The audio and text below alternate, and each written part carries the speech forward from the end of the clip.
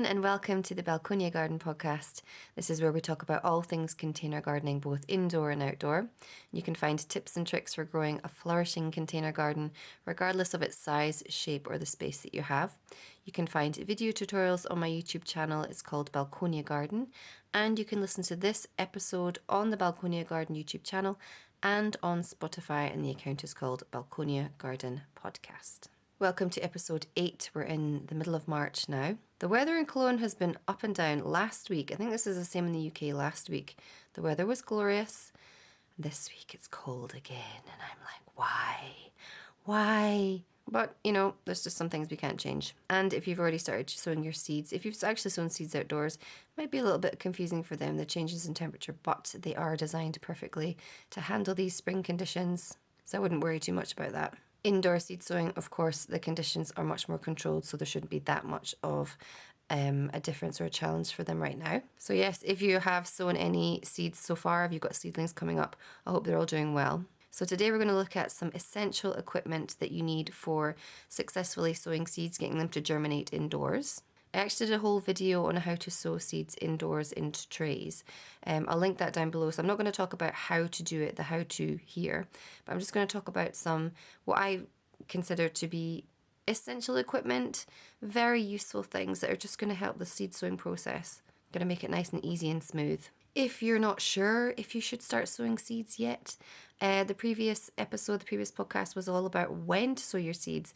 I'll link that also down below, so you can check that out if you're interested. So let's get started. So the first essential part of equipment for sowing seeds is, of course, the seeds. We're not going to get very far without them. Of course, different seeds have different sowing requirements. If you're buying them in seed packets, all the information that you need will be on the back of them. If you would like a kind of more detailed instructions, you can always check more online for more information. Whenever you're sowing a seed, even if you've bought them new or if you've had seeds for a while, would always do a health check before you sow anything. So look for any kinds of pests and diseases, look for any mold. They should have a seed coat that is intact. They should be nice and firm to the touch. And there's just a fun little trick you can do, actually. It's a bit of an anecdote, but if you want to see if a seed is viable, if it's still healthy, you can do a little test where you pop your seeds into water. And if it's a healthy seed, as in the contents of the seed coat, if they're still alive, they'll have a weight to it. So if you put them into water, a healthy seed should sink and a non-healthy seed should float. This is not a science. And of course, some seeds are so light that they will just float anyway, and also the surface tension on the top of the water could prevent them from sinking. But if you want to do something fun, check if the seed is viable by popping them into water and see if they sink or not. I've actually done this a few times and it's always been pretty accurate. So yeah, that's just something fun to do. The next piece of equipment you'll need are pots or trays to sow your seeds into. What you sow your seeds into will depend on the size of the seed. So basically, the larger the seed, the larger the container is going to need to be. If you're sowing, so small seeds can be sown and just sprinkled on top of a seed tray and then topped off with a bit of compost. Larger seeds like sunflowers, aubergines, peas, they can be planted into larger pots, maybe kind of 8 centimetre, 9 centimetre pots, or individual module trays or root trainers. The next bit of equipment is something to cover our pots or our trays with. So some sort of a lid. We do this to keep the humidity up. Make sure that in these lids that there are some sort of little holes though to allow the moisture to escape. So when we keep the humidity at a really nice level, this helps our seeds to germinate quicker. This helps with maintaining a really nice moisture level within the seedling because, plants are constantly losing water through transpiration. Seedlings are very delicate. So yeah, when we have this lid on top, it just keeps the humidity at a really nice level. You can buy propagators with lids or trays with lids. I've done that in the past. I've also gone the DIY route, which I love. And I've bought tomatoes in, these kind of plastic trays from the supermarkets, just the really normal ones. And I've had 2 of them, and I'll use one of them to plant my seedlings into, or the seeds into. And I'll use the other empty tomato container and I'll use that as a lid. And the benefits of that is obviously you're reusing the plastic, which is great. But there's also these holes that already exist in both of the containers. So you don't need to make extra holes. The moisture will escape through these holes. And for the other tomato container with the soil in it, It will also have holes, so that allows drainage of the water and it allows the soil to stay at a nice moist level but never too saturated. I've also used plastic bags as lids in the past. Some people use cling film. I'm not a fan of it, to be honest. I find it too sticky. I don't like having to throw away the cling film, but do whatever works for you. Keep in mind that it's a good idea to take the lid off, or whatever you're using for a lid. Take it off about, I say, every 2 days, because if the soil ends up getting too moist, then we've got a chance of mold, and this is just gonna massacre your seedlings. So yes, air your seedlings and the germinating seeds. The next bit of equipment for your seed sowing is compost. So either a seed compost or a peat-free multi-purpose compost. Both will do the job perfectly. Seed compost is, of course, designed specifically for seeds, so it's a much finer compost, but you can use multi-purpose compost as well. I've done both. I find both work. If you're sowing loads of seeds, buying a lot of seed compost can add up, but I really recommend trying both.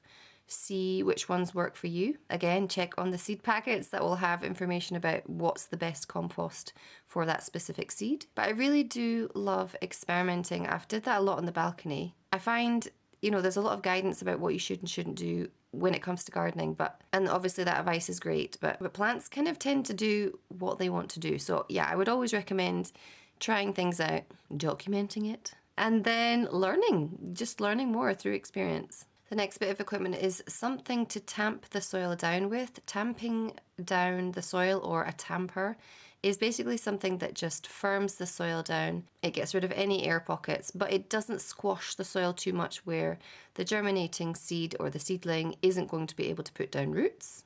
And also something to strike off with. And striking off basically means when you filled a pot or a container or a tray with soil, and then you want to kind of wipe all the soil off so you have a nice flat surface.